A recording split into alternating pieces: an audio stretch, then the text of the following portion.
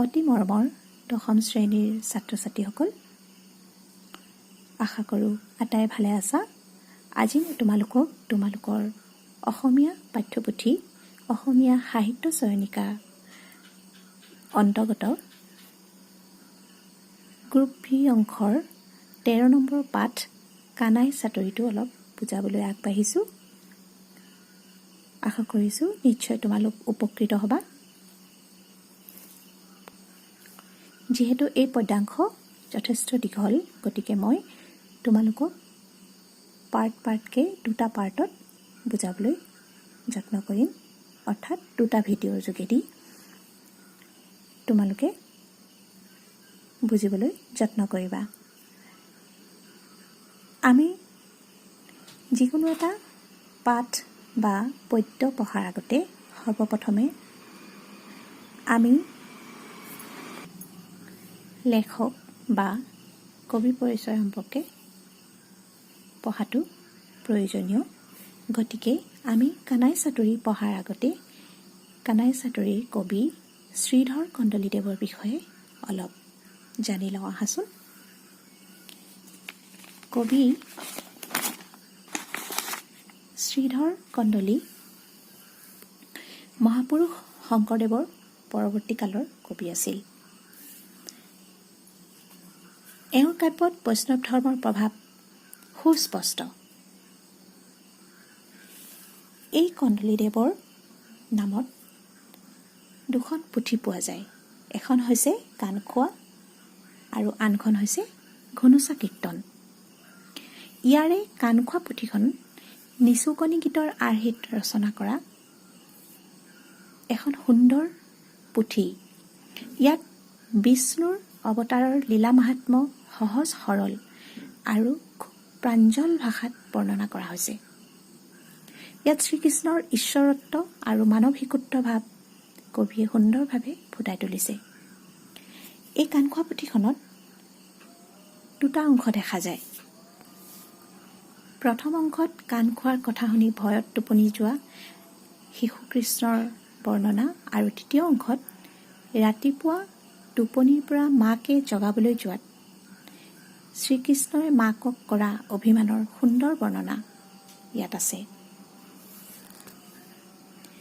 নিচুকনি গীতৰ আৰ্হিৰে ৰচনা কৰা এই কাব্যখন অতীজৰে পৰা অসমীয়া জনসমাজৰ খুব আপোন।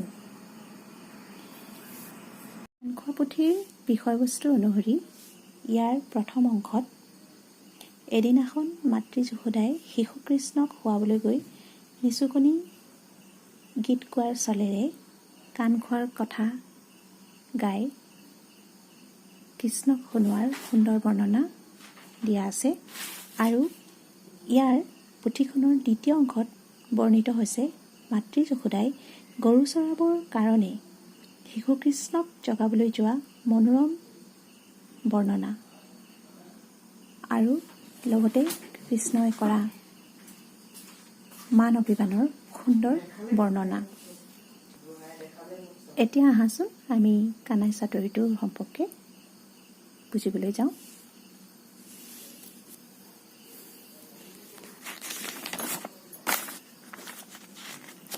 কানাই চাটৰি, কানাই মানে গম পাইছাই তোমালোকে, কৃষ্ণক কানাই বুলি কোৱা হয়। আৰু চাটৰি শব্দটোৰ অৰ্থ হৈছে চতুৰতা, টেঙৰালি। শ্ৰীকৃষ্ণৰ চতুৰালি সম্পৰ্কে ইয়াত পুথিখনত দেখুওৱা হ'ব। এই পদ্যাংশটোত কেনেকুৱা ধৰণৰ চতুৰালি কৰি টেঙৰালি কৰি তেওঁ লীলা কৰিছিলে সেই সম্পৰ্কে আমি ইয়াত পঢ়িবলৈ পাম।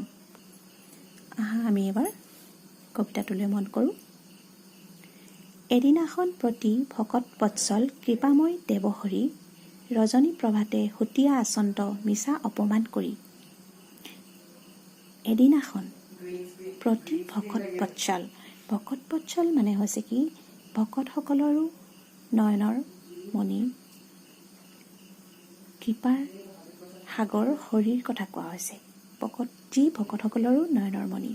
এদিনাখন প্ৰতি ভকত বৎসল কৃপাময় দেৱহৰি, তাৰমানে এদিনাখন শৰীৰ কথা কৈ পেলাই কোৱা হৈছে যে ৰজনী প্ৰভাতে সুতীয়া আচন্ত মিছা অপমান কৰি।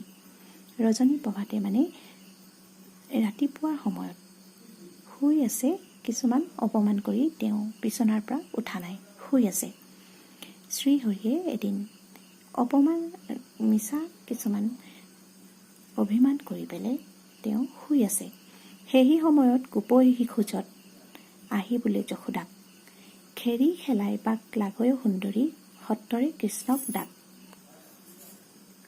সেই সময়তে গোপ শিশুসকলে, কৃষ্ণৰ লগৰীয়া ওচৰৰ গোৱাল শিশুসকলে আহি পেলাই যশোদাক কৈছেহি খেৰি খেলাই বাক লাগয় সুন্দৰী সত্তৰে কৃষ্ণক ডাক। হে মাতৃ যশোদা, আমি খেল খেলিবৰ বাবে যাব লাগে, তুমি কৃষ্ণক মাতা, কৃষ্ণক জগোৱা। শুনিয়া তেখনে নন্দৰ ঘৰণী কৃষ্ণক ডাকিবে লৈলা, এত নিদ্ৰা কৰ কিশোৰ ভাগৰ আদিত্য উদয় ভৈলা। যেতিয়া গোপ শিশুসকলে আহি যশোদাক কৈছিল যে কৃষ্ণক উঠাই দিয়া, আমি খেলিবলৈ যাওঁ, তেতিয়া নন্দৰ ঘৰণী কথাষাৰ শুনি পেলাই গোপ শিশুসকলৰ কথা শুনি কৃষ্ণক উঠাবলৈ ল'লে। উঠাবলৈ গৈ পেলাই তেওঁ কৃষ্ণক কৈছে এত নিদ্ৰা কৰ কিশোৰ ভাগৰ আদিত্য উদয় ভৈলা। ইমান যে তোমাৰ টোপনি, কি ভাগৰ লাগিছে, আদিত্য উদয় ভৈলা। আদিত্য মানে তোমালোকে জানা সূৰ্য, সূৰ্যৰ উদয় হ'ল, তোমাৰ ইমান কিহৰ ভাগৰ লাগিছে, এতিয়াও যে তুমি শুই আছা। উঠিও কৃষ্ণ হাৰলি বোপাই ৰোষ তাপ তেজী মনে, পোহাইল ৰজনী উঠা যদুমণি বুলি ডাকে শিশুগণে। যশোদাই কৃষ্ণক কৈছে উঠিও কৃষ্ণ হাৰলি বোপাই, মোৰ মৰমৰ বোপাই কৃষ্ণ উঠা, তোমাৰ ৰোষ তাপ তেজী মনে সকলো খং ৰাগ ত্যাগ কৰা, পোহাইল ৰজনী উঠা যদুমণি বুলি ডাকে শিশুগণে। ৰাতিপুৱাল উঠা হে যদুমণি। কৃষ্ণৰ বিভিন্ন নাম আছে, এই তাৰে যদুমণিও এটা নাম। সেয়ে মাতৃয়ে কৈছে উঠা যদুমণি বুলি ডাকে শিশুগণে, তোমাক লগৰ শিশুগণে তোমাক মাতিছে, তুমি উঠা। যশোদাৰ বাণী শুনি চক্ৰপাণী, চক্ৰপাণীও কৃষ্ণৰ আন এটা নাম। বুলন্ত নমতা মাও, তুহুৰ আটাই বোপাই বুলন্ত নোজোৰাই মোৰ গাঁও। যশোদাৰ বাণী শুনি চক্ৰপাণী অৰ্থাৎ কৃষ্ণই, যশোদাই যেতিয়া ক'লে যে গোপশিশুসকলে উঠা যদুমণি বুলি তোমাক মাতিছে, তেতিয়া যশোদাৰ কথা শুনি চক্ৰপাণীয়ে ক'লে বুলন্ত নমতা মাও, মোক তুমি নামাতিবা। তুহুৰ আটাই বোপাই বুলন্ত নোজোৰাই মোৰ গাঁও। তুমি যে মোক এই বোপাই বোপাইকৈ মৰম কৰি উঠাবলৈ চেষ্টা কৰিছা, একো লাভ নাই, মই নুঠোঁ, মোৰ গা নোজোৰে, মোৰ কোনো গাত নালাগে, তুমি যিমানেই মাতিলেও মই আজি নুঠোঁ।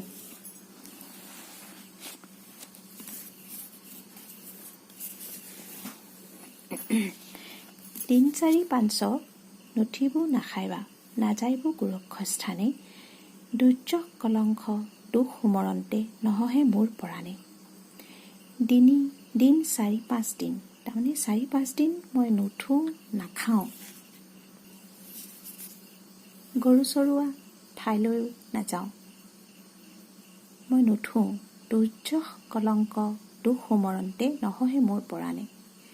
ইমান মোৰ কলংক তুমি মোক সানি দিছা, মই সেই দুখখিনি হৈ মোৰ প্ৰাণে সহিব নোৱাৰিছে। এনেকৈ মাতৃক কৃষ্ণই ক'বলৈ ধৰিলে। এইবোৰ আচলতে কৃষ্ণৰ অভিমান। আমি আগতে কৈছোঁ যে শ্ৰীধৰ কন্দলীদেৱে গান খোৱা পুথিত ২য় অংশত কৃষ্ণৰ অভিমানৰ কিছু বৰ্ণনা দিছে, মাতৃ যশোদাক কৰা অভিমান। সেয়ে আমি সেইখিনি এতিয়া পঢ়ি আছোঁ। মই নাৰায়ণ জগত কাৰণ, তুমি গোৱালৰ জীও, তথাপি তোহাক দেখন্তে দৰত উৰি যায় মোৰ জীও। তেওঁ কৈছে যে মই নাৰায়ণ, মই ভগৱান, মই ঈশ্বৰ, জগতৰ কাৰণ, এই জগতখন মোৰেই কাৰণে চলি আছে, আৰু তুমি হৈছা গোৱালৰ জীও, তুমি গোৱালৰ জীৱ, গোৱালৰূপী এক মানৱী, তুমি তথাপি তোহাক দেখন্তে দৰত উৰি যায় মোৰ জীও। মই নাৰায়ণ হয়, মই ঈশ্বৰ হয়, তথাপিও তোমাক দেখিলে ভয়তে মোৰ প্ৰাণ উৰি যায়, যত খাওঁ দাওঁ ততো শুকাই যাওঁ নাহি মোৰ উদগতি হাত মুষ্টি যেন কংকাল খানি যে বান্ধত ছিগিল অতি যি খাইছোঁ তথাপিও ইমান খাইছোঁ যদিও মই শুকাই গৈ আছোঁ কোনো মোৰ উন্নতি নাই হাত মুষ্টি যেন কংকাল খানি যে বান্ধত ছিগিল অতি মোৰ কঁকালৰ অংশটো হাতৰ মুঠিটোৰ সমান ইমানেই অকণমানি ইমান মোৰ অৱস্থা যে বেয়া হৈ গৈছে সেই কথাষাৰৰ বৰ্ণনা কৃষ্ণই দিছে নিজ ৰূপে মই অনন্ত ব্ৰহ্মাণ্ড সৃজি আছোঁ লীলা কৰি সমস্ত জগত প্ৰতিপাল কৰি আত্মাৰূপে আছোঁ ধৰি মই গোটেই নিজৰ ৰূপত গোটেই অনন্ত ব্ৰহ্মাণ্ড সৃজি আছোঁ লীলা কৰি মই নিজৰ ৰূপেৰে গোটেই ব্ৰহ্মাণ্ডখন সৃষ্টি কৰিছোঁ লীলাৰে সৃষ্টি কৰিছোঁ আৰু সমস্ত জগত প্ৰতিপালন কৰি আত্মাৰূপে আছোঁ ধৰি মই গোটেই জগতখন প্ৰতিপালন সৃষ্টি যেনেকৈ কৰিছোঁ তেনেকৈ জগতখনৰ আত্মাৰূপে প্ৰতিপালনো কৰিছোঁ যিদৰে মানুহৰ দেহত এটা আত্মা থাকে মানেই মানুহৰ প্ৰাণ থাকে ঠিক তেনেদৰে শ্ৰীকৃষ্ণই কৈছে যে মই জগতখন যেনেদৰে সৃষ্টি কৰিছোঁ তেনেকৈ মই আত্মাৰূপে প্ৰতিপালনো কৰি আছোঁ ব্ৰহ্মা আদি কৰি যত চৰাচৰ মোক সেৱা কৰি যায় তোৰ ঘৰে আহি গৰু চাৰি ফুৰো কৰ কৰা ভাত খায় কি কৈছে ব্ৰহ্মাকে আদি কৰি যত চৰাচৰ মোক সেৱা কৰি যায় ব্ৰহ্মা দেৱতাৰ কথা কোৱা হৈছে ব্ৰহ্মাকে আদি কৰি সকলোৱে যিমান আছে সকলোৱে মোক সেৱা কৰে তোৰ ঘৰে আহি গৰু চৰি ফুৰো কৰ কৰা ভাত খায় কিন্তু মই নাৰায়ণ মোক যি ব্ৰহ্মাকে আদি কৰি সকলোৱে মোক সেৱা কৰে সেই নাৰায়ণ আজি তোমাৰ ঘৰলৈ আহি পেলাই গৰু চৰাই ফুৰিছোঁ আৰু কি খাইছোঁ কৰ্কৰা ভাত মানে ঠাণ্ডা আগদিনাৰ বাহি ভাত সেইখিনিক কোৱা হয় কৰ্কৰা ভাত সেই কৰ্কৰা ভাত খাই মই আছোঁ নাৰায়ণ ৰূপে অনন্ত শয্যাত জলত কৰি শয়ন নাভি পদ্ম হন্তে ব্ৰহ্ম উপজাইলোঁ সৃজিলোঁ তিনি ভুৱন কি কৈছে মই নাৰায়ণৰ ৰূপত অনন্ত শয্যাত জলত কৰি শয়ন অনন্ত শয্যা মানে গম পাইছা নহয় নাগৰাজ বাসুকী শয্যা যিখন বিচনা সেই বিচনাত প্ৰভু নাৰায়ণে শয়ন কৰে শুৱে দেখিছা তোমালোকে নাৰায়ণ ৰূপে মই অনন্ত শয্যাত জলত পানীৰ ওপৰত শয়ন কৰোঁ নাভি পদ্ম হন্তে ব্ৰহ্ম উপজাইলোঁ সৃজিলোঁ তিনি ভুৱন মই মোৰ নাভিৰ পৰা ব্ৰহ্মক জন্ম দিলোঁ তাৰমানে ব্ৰহ্মাক উপজালোঁ ব্ৰহ্মা দেৱতাৰ কথা কোৱা হৈছে নাভিৰ পৰা ব্ৰহ্মাক উপজালোঁ সৃজিলোঁ তিনি ভুৱন গোটেই তিনিও ভুৱন মই সৃজিলোঁ মই সৃষ্টি কৰিলোঁ তিনিও ভুৱন মানে স্বৰ্গ মৰ্ত্য পাতাল তিনিও ভুৱনৰ কথা কোৱা হৈছে বেদক পঢ়াইলোঁ তত্ত্বজ্ঞান কৰিলোঁ অজ্ঞান কৰিলোঁ দূৰ তুহুৰ ঘৰত যতেক ঐশ্বৰ্য চবে ভৈল মখি মোৰ মই বেদো পঢ়ালোঁ তত্ত্বজ্ঞান দিলোঁ গোটেই সমগ্ৰ সৃষ্টিখনক মই বেদ পঢ়ালোঁ তত্ত্বজ্ঞান দিলোঁ অজ্ঞান দূৰ কৰিলোঁ তুহুৰ ঘৰত যতেক ঐশ্বৰ্য চবে ভৈল মখি মোৰ তোমাৰ ঘৰত যিমানেই ঐশ্বৰ্য বিভূতি নাথাকক সকলো মখি মোৰ হৈ গ'ল তোমাৰ যি কাৰ্য তুমি মোক যি কলংক কৰিছা সেই সকলোখিনি চব শেষ হৈ গ'ল তোমাৰ ঘৰৰ ইমানেই ঐশ্বৰ্য থাকিলেও সকলোখিনি মখি মোৰ হ'ল সেইবুলি কৃষ্ণই মাকৰ আগত অভিমান কৰি আছে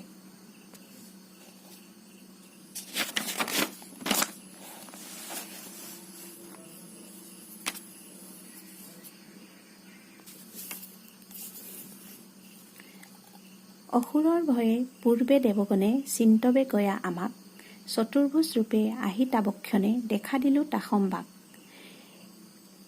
ইয়াত কৃষ্ণই কিছুমান নিজৰ কাহিনীও ইয়াত কৈছে যে তেওঁ যে এজন পৰম ব্ৰহ্ম ভগৱান তেওঁ যে কিমান ভাল কাম কৰি আহিছে উপকাৰ সাধন কৰি আহিছে সেই বিষয়ে তেওঁ মাকৰ আগত সেইখিনি কথা কৈ অভিমান কৰিছে অসুৰৰ ভয়ে পূৰ্বে দেৱগণে অসুৰৰ ভয়ত দেৱতাসকলে আগতে কি হয় অসুৰে দেৱতাসকলক খুব অনিষ্ট সাধন কৰিছিলে দেৱতাসকলে ক'তো থাকি শান্তি পোৱা নাছিল তেতিয়া কি হয় অসুৰৰ ভয়ে পূৰ্বে দেৱগণে চিন্তবে গৈ আমাক সেই দেৱতাসকলে প্ৰভু নাৰায়ণৰ ওচৰতে গৈ পেলাই অসুৰৰ পৰা ৰক্ষা কৰিবলৈ তেওঁক কাকুতি কৰিছিল চতুৰ্ভুজ ৰূপে আহি তাবকখনে দেখা দিলোঁ তা সম্বাক।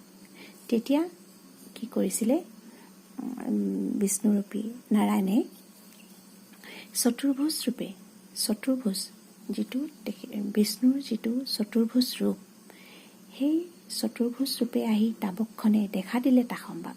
তেতিয়া তেওঁলোকক অসুৰক কি কৰিছিলে, সেই চতুৰ্ভুজ ৰূপত আহি দেখা দি পেলাই দেৱতাসকলক ৰক্ষা কৰিছিলে। তাৰমানে বিষ্ণুৰ যিটো চতুৰ্ভুজ ৰূপ, সেই ৰূপটো এনেকুৱাই এটা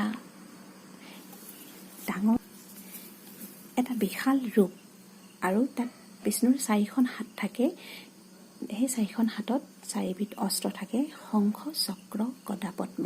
সেই চতুৰ্ভুজ ৰূপে আহি অসুৰসকলৰ আগত দেখা দিলে বিষ্ণুৱে, আৰু দেৱতাসকলক অসুৰৰ পৰা ৰক্ষা কৰিলে।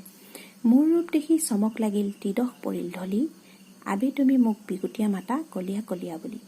মোৰ সেই ৰূপ দেখি ইমানেই চকু চাট মাৰি যোৱা চতুৰ্ভুজ ৰূপটো, সেই ৰূপ দেখি গোটেই ত্ৰিদশ ঢলি পৰিল, আৰু তুমি মোক বিগুটিয়া মাতা কলীয়া কলীয়া বুলি। তুমি মোক বদনাম কৰিছা, ঠাট্টা কৰিছা। বিগুটিয়া মানে হৈছে ঠাট্টা কৰা, আৰু তুমি মোক ঠাট্টা কৰি কলীয়া কলীয়া বুলি মাতা। মাতৃক তেনেকৈ কৃষ্ণই অভিমান কৰিছে। মোহনী স্বৰূপে অমৃত পিয়ালো, সাধিলো দেৱৰ কাম, তোমাৰ ঘৰে আহি বৰ যশ পাইলো, লৈলো দধিচুৰ নাম। মই মোহিনীৰ ৰূপ ধৰি মই দেৱতাসকলক অমৃত খোৱালোঁ, তোমাৰ ঘৰে আহি বৰ যশ পাইলো, লৈলো দধিচুৰ নাম। যেতিয়া অমৃতৰ কথা তোমালোকে জানা, অমৃত সাগৰ মন্থন কৰি অমৃত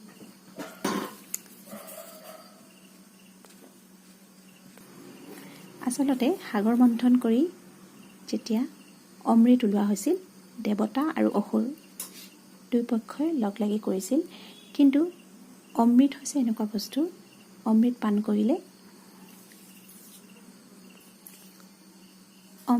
কৰিলে মৃত্যু কেতিয়াও নহয়। সেয়ে এতিয়া যদি অসুৰক অমৃত দিয়া হয়, তেতিয়াহ'লে অসুৰসকল আৰু অত্যাচাৰী হৈ পৰিব। সেইকাৰণেই প্ৰভু বিষ্ণুৱে কি কৰিছিলে, মোহিনী নামৰ এগৰাকী অপেশ্বৰীৰ ৰূপ ধাৰণ কৰি পেলাই, ইমানেই সুন্দৰ মোহিনীৰ ৰূপ, সেই ৰূপ ধাৰণ কৰি চলনা কৰি পেলাই অমৃতখিনি দেৱতাসকলক খুৱাইছিল। সেয়ে কৈছে, মোহিনী স্বৰূপে অমৃত পিয়ালো, সাধিলো দেৱৰ কাম, তোমাৰ ঘৰে আহি বৰ যশ পাইলো, লৈলো দধিচুৰ নাম। মই ইমান সুন্দৰ মোহিনীৰ ৰূপ লৈ দেৱতাসকলক অমৃত পান কৰাইছিলোঁ, কিন্তু তোমাৰ ঘৰলৈ আহি মই পাইছোঁ দধিচুৰ নাম। দৈ চুৰ কৰা নামহে তুমি মোক দিলা। কপিল স্বৰূপে কদ্দময় ঘৰে শুয়া মই অৱতাৰ, দেৱহূতি নামে মাতৃক তাৰিলোঁ, কৰিও তত্ত্ব বিচাৰ। কি কৈছে, কপিল স্বৰূপে কদ্দময় ঘৰে শুৱা মই অৱতাৰ। কপিল এজন মুনি আছিলে, প্ৰসিদ্ধ মুনি। তেওঁ সাংখ্য দৰ্শনৰ প্ৰৱৰ্তন কৰিছিলে। কৰ্দম মুনি আৰু দেৱহূতিৰ পুত্ৰ কপিল মুনি। দেৱহূতি হৈছে স্বয়ম্ভু মুনিৰ কন্যা, কপিল মুনিৰ মাতৃ। কৰ্দম মুনি আৰু দেৱহূতিৰ পুত্ৰ কপিল ৰূপে মই অৱতাৰ ল'লোঁ, দেৱহূতি নামে মাতৃক তাৰিলোঁ, কৰিও তত্ত্ব বিচাৰ। দেৱহূতিৰ মাতৃ হিচাপে পাই মই তেওঁক সকলো তত্ত্বজ্ঞান দিলোঁ, সেইবুলি কৃষ্ণই কৈছে। বামন স্বৰূপে বালিক চলিবে, বিশ্বৰূপ দৰ্শাইলোঁ, চৰণৰ নখে কটাহ ফুটাইলোঁ, গংগাক আনি নমাইলোঁ। কি কৈছে, মই বামন ৰূপেৰে, বামনৰ কথা তোমালোকে জানা চাগে, বামন হৈছে বিষ্ণুৰ পঞ্চম অৱতাৰ। 52 ৰূপৰ এজন ব্ৰাহ্মণ আছিলে বামন। তেওঁ দৈত্যৰাজ বালিৰ যজ্ঞলৈ আহি 3 পদ ভূমি বিচৰাৰ চলেৰে বালিক পাতাললৈ পঠাইছিল। এই বামন ৰূপ ধৰি পেলাই আচলতে বালিক পাতাললৈ পঠাবৰ বাবেই বিষ্ণুৱে এই ৰূপ ধৰিছিল। সেইকাৰণে কৈছে, বামন স্বৰূপে বালিক চলিবে, বিশ্বৰূপ দৰ্শাইলোঁ। আচলতে বালি ৰজা আছিলে এজন খুব ধাৰ্মিক ৰজা, খুব দান দক্ষিণা কৰিছিলে। তেওঁক যোনেই যি বিচাৰক তেওঁ কেতিয়াও না নকৈছিল, সকলোকে দান বৰঙণি দিছিল। আৰু সেই সুবিধা লৈ ভগৱান বিষ্ণুৱে বামন স্বৰূপে আহি বালিক 3 পদ ভূমি বিচাৰিছিলে আৰু বামনৰ যিহেতু আকৃতিটো এজন বাওনা মানুহৰ, গতিকে বালিয়ে ভাবিছিল এওঁনো 3 পদ কিমান বিচাৰিব মোক ভূমি, 3 পদ ভূমি বিচাৰিছে দিম বুলি তেওঁ প্ৰতিজ্ঞাবদ্ধ হৈছিল। ইমান অকণমানি মানুহ এজনে 3 পদ ভূমি বিচৰা মানে কিমান হ'ব পাৰে, বালিয়ে মানে সেইটো ভাবি পোৱা নাছিল। তেওঁ যে বিষ্ণুৰ অৱতাৰ সেই কথা বালিয়ে জনা নাছিল। আৰু যেতিয়া বালিয়ে ভূমি দান দিম বুলি প্ৰতিজ্ঞাবদ্ধ হ'ল, তেতিয়া লগে লগে তেওঁ নিজৰ বিশ্বৰূপলৈ আহি গ'ল। বাওনা ব্ৰাহ্মণজনৰ ৰূপ সলাই তেওঁ নিজৰ বিশ্বৰূপ, সমগ্ৰ বিশ্বৰ যিটো ৰূপ ভগৱান বিষ্ণুৰ, সেই ৰূপটো ইমানেই ডাঙৰ বিশাল, সেই ৰূপটোত তেওঁ নিজকে বালিৰ আগত দেখুৱালে। আৰু লগে লগে বালিৰ বুজিবলৈ বাকী নাথাকিল যে সেইজন শ্ৰীহৰি বিষ্ণুৰ বাহিৰে আন কোনো নহয়। আৰু সেই তেওঁ যে 3 পদ ভূমি বিচাৰিছিল, কথাখিনি ইয়াৰ মাজতে ক'বলগীয়া হ'ল, যিহেতু বামনৰ কথাখিনি অহাৰ কাৰণে কথাটো ইয়াতে মিলাই মই অলপকৈ কৈ থৈছোঁ। 3 পদ ভূমি মানে তেওঁৰ ভৰিৰ 3 খোজ, এখোজ দি তেওঁ সমগ্ৰ স্বৰ্গৰ সকলোখিনি ল'লে, আন এখোজ দি তেওঁ সমগ্ৰ মৰ্ত্যখিনি ল'লে, আৰু শেষৰ খোজটো দিবলৈ যেতিয়া ঠাই নোহোৱা হ'ল, তেতিয়া ভগৱান বিষ্ণুৱে অৰ্থাৎ বামনৰূপী বিশ্বৰূপ ধাৰণ কৰা ভগৱান বিষ্ণুৱে বালিক সুধিছিল, মই আৰু এটা ভৰি ক'ত থওঁ? তেতিয়া বালিয়ে নিজৰ মূৰটো পাতি দিছিল, মোৰ মূৰৰ ওপৰতে থক প্ৰভু বুলি। আৰু তেতিয়াই বামনে কি কৰিছিলে, এটা ভৰি বালিৰ মূৰৰ ওপৰত ৰাখি দিয়াৰ লগে লগে বালিয়ে পাতালপুৰি পাইছিলগৈ। তেনেকৈ বামনে চলনা কৰি পেলাই বালিৰ পৰা 3 পদ ভূমি লৈ, অৰ্থাৎ বালিক পাতালপুৰিলৈ পঠাইছিল। চৰণৰ নখে কটাহ ফুটাইলোঁ, গংগাক আনি নমাইলোঁ। কি কৈছে? নিজৰ ভৰিৰ চৰণৰ নখেৰে, ভৰিৰ নখেৰে কটা ফুটাই, স্বৰ্গৰ এখন ডাঠ আৱৰণ বুলি ক'ব পাৰি, সেই আৱৰণখন ফুটা কৰি ভৰিৰ নখেৰে গংগাক মই নমাই আনিলোঁ, পৃথিৱীলৈ নমাই আনিলোঁ। গংগা মানে গম পাইছা নহয়, পানী, গংগা নদী, সেই গংগা নৈখনক মই পৃথিৱীলৈ নমাই আনিলোঁ। সেহি পজ্জল শিৰত ধৰিল মহেশ বাটত পাই, আবে তুমি মোক বিগুটিয়া মাতা দিয়া মাটি খোৱাদাই। সেই পজ্জল শিৰত ধৰিল মহেশ বাটত পাই, মই গংগাক যেতিয়া মোৰ চৰণৰ নখেৰে নমাই আনিছিলোঁ, মোৰ সেই পজ্জল, মোৰ ভৰি চুই অহা সেই পানীখিনি, পজ্জল মানে সেই ভৰিৰে যিখিনি পানী বাগৰি আহিছে, সেই পজ্জল ইমানেই গভীৰভাৱে প্ৰবাহিত হৈছিল, যদি সেই পজ্জল চিধা আহি যদি পৃথিৱীত পৰিলহেঁতেন, হয়তো পৃথিৱীৰ ধন সম্পত্তি সকলো নাশ হৈ গ'লহেঁতেন, সকলো ঐশ্বৰ্য শেষ হৈ গ'লহেঁতেন পৃথিৱীৰ পৰা। কিন্তু সেই পজ্জল শিৰত ধৰিল মহেশ বাটত পায়, মহেশ মানে মহাদেৱৰ কথা কোৱা হৈছে, শিৱ। সেই পজ্জল, সেই ভৰিৰে বাগৰি অহা পানীখিনি গংগাক তাৰমানে শিৰত ধাৰণ কৰি শিৱই বাটতে পাই পেলাই শিৱই শিৰত ধাৰণ কৰিলে, তেওঁৰ মূৰত ধাৰণ কৰিলে, আৰু সেইকাৰণেই পৃথিৱীখনো ৰক্ষা পৰিল। সেয়ে কৃষ্ণই কৈছে, মই ইমানখিনি কাম কৰি থৈছোঁ আৰু তুমি মোক বদনাম দিয়া, তুমি মোক ঠাট্টা কৰা, বিগুটিয়া মাতা দিয়া মাটি খোৱা দাই, মোক মাটি খোৱাৰ তুমি দাই দিয়া বুলি কৃষ্ণই মাকক কৈছে। গতিকে ছাত্ৰ ছাত্ৰীসকল, মই কানাই চাতুৰিৰ এই প্ৰথম ভাগটো ইয়াতে সামৰিছোঁ। ইয়াৰ পিছৰ ভিডিঅ'টোত তোমালোকে বাকী পিছৰ অংশখিনি পাবা। ধন্যবাদ।